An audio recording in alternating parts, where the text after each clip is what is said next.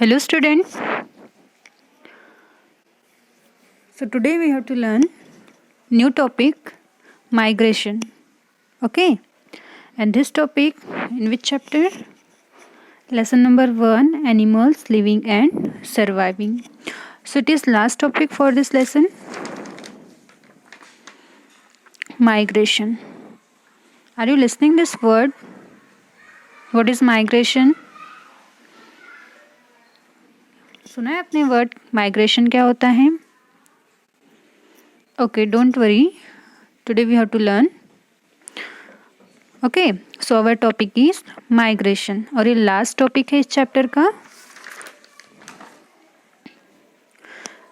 Then what is migration? So some animals move over greater distance to avoid harsh weather condition. तो हम animal के बारे में पढ़ रहे हैं तो हम एनिमल के बारे में ही माइग्रेशन पढ़ेंगे. ठीक है. तो माइग्रेशन क्या होता है? जो उन्हें एक सेंस होता है, एक उन्हें एक पावर होती है, हम कहेंगे कि वो अदर एनिमल में नहीं होती. ऐसे कुछ एनिमल में होती है वो पावर जो अदर एनिमल में नहीं होती है, उसी को ही हम क्या कहेंगे? माइग्रेशन कहेंगे.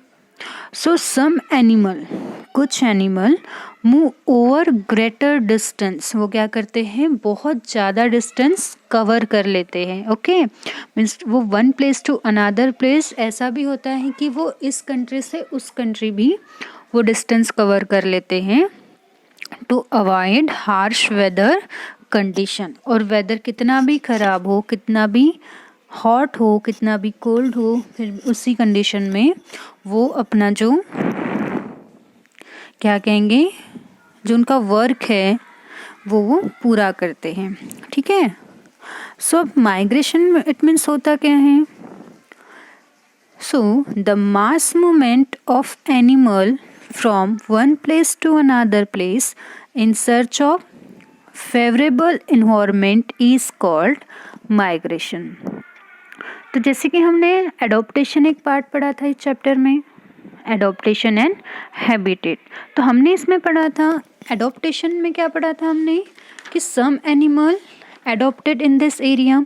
कुछ एनिमल क्या होते हैं? उस एरिया के एडॉप्टेड होते हैं और कुछ एनिमल उस एरिया के हैबिटेड होते हैं.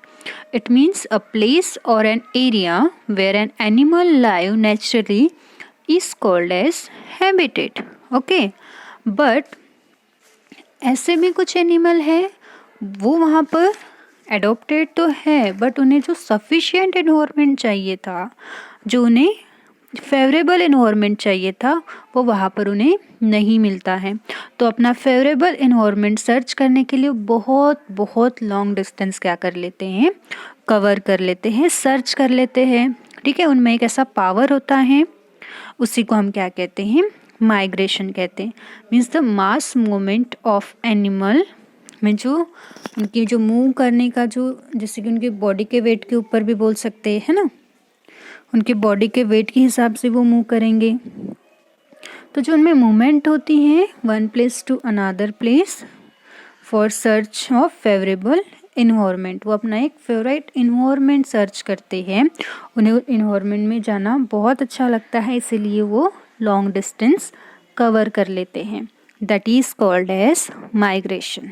That is called as migration. ठीक है. मीन्स उन्हें वो करना ही होता है.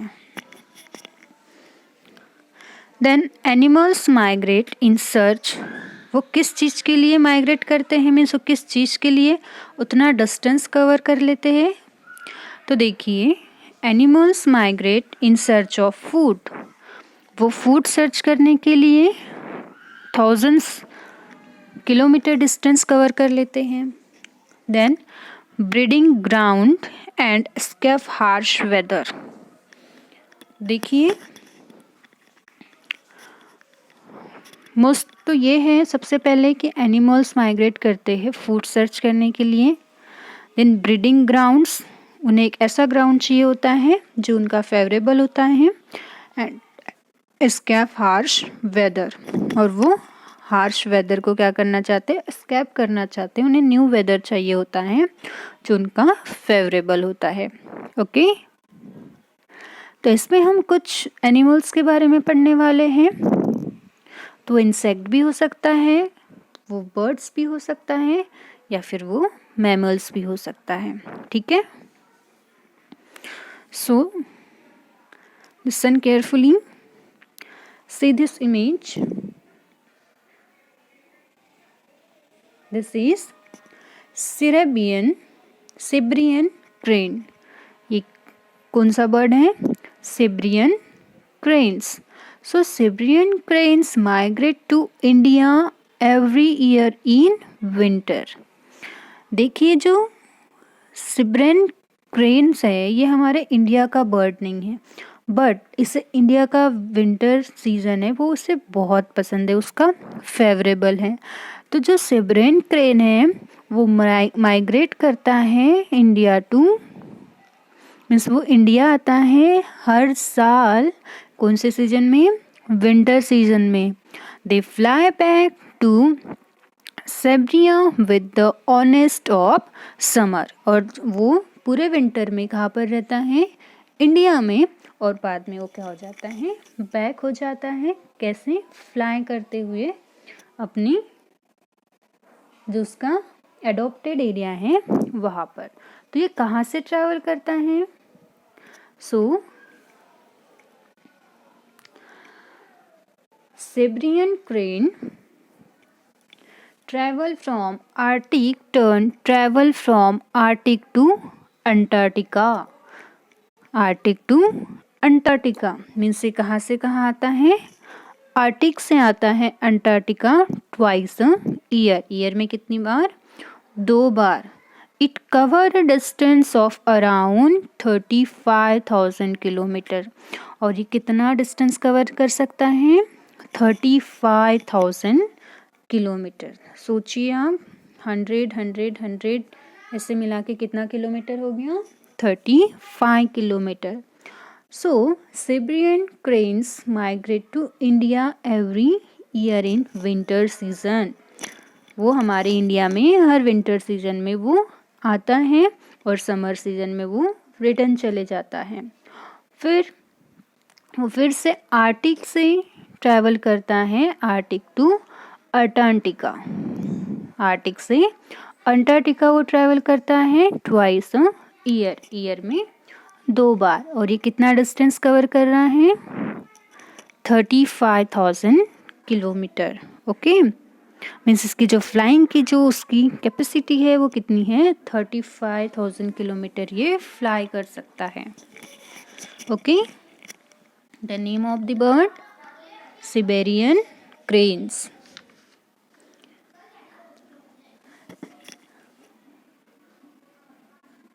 Next is monarch butterfly. Next is monarch butterflies. आपने बटरफ्लाइज देखा है? यस, तो ये भी अदर बटरफ्लाई की तरह ही होती हैं, बट इसमें एक माइग्रेट की पावर होती है। तो इसकी जो पावर होती है वो हम देखेंगे। So monarch butterfly fly from Canada to Mexico. ये कहाँ से कहाँ तक फ्लाई कर सकती हैं? Canada to Mexico in the winter season. तो इसका जो मैक्सिको का जो इन्वायरमेंट है इसका ये बहुत फेवरेबल है, वहाँ के फ्लावर इसे बहुत पसंद है। किसे? मोनार्च बटरफ्लाई को। So monarch butterfly fly from Canada to Mexico in winter season. Winter season में ये अपना माइग्रेशन स्टार्ट करती है। ठीक है, whose butterfly? Monarch butterfly. See like that, जो इसकी इमेज है वो कैसी दिखाई देती है? ओके चिल्ड्रन, देखिए ये इसकी क्या है? यंग स्टेट है। जब ये बेबी होती है बटरफ्लाईज तब ऐसी दिखाई देती है, और जब मोनार्च बटरफ्लाई यंग हो जाती है तब वो इस पोजीशन में दिखाई देती है। तो ये कहाँ से कहाँ तक फ्लाई करती हैं? Canada to Mexico in winter season. Okay,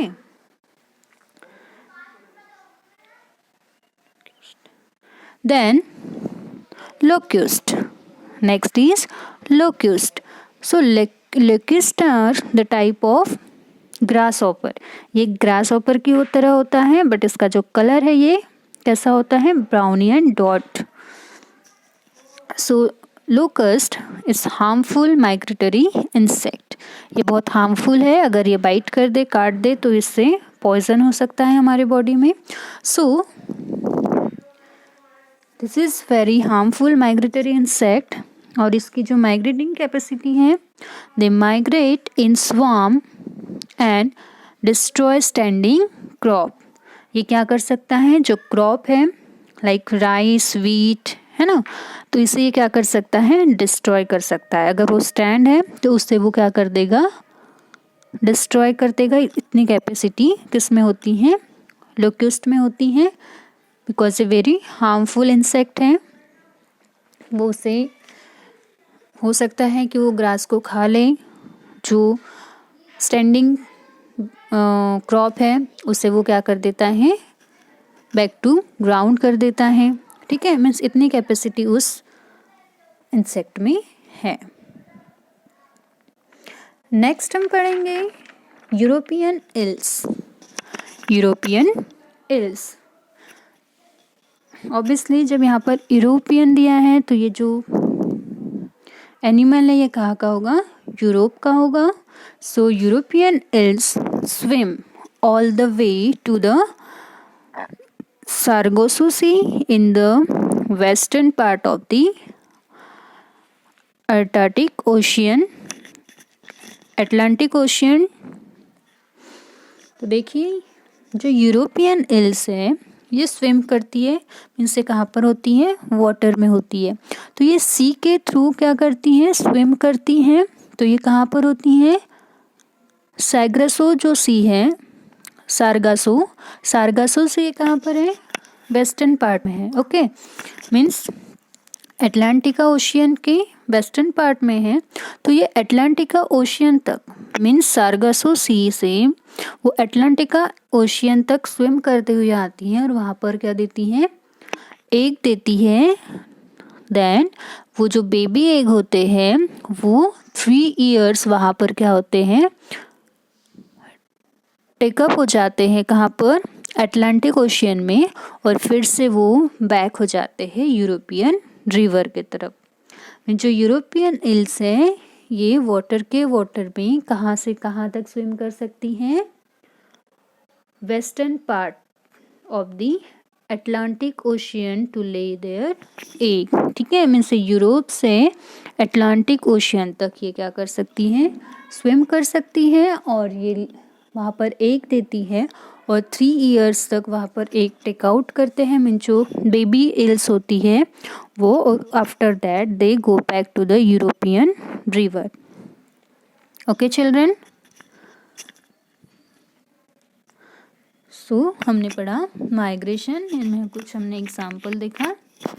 तो माइग्रेशन की डेफिनेशन अगर हम करें तो क्या होती है, the mass movement of animals from one place to another in search of favorable environment is called as migration. Okay, so completed our lesson, हमारा लेसन कंप्लीट हो चुका है। यहाँ पर जो भी टॉपिक आपको नहीं समझा हो वो आप फिर से देखिएगा, क्योंकि सारे वीडियो एक्टिवेट होते हैं संडे को। ओके, सो बाय।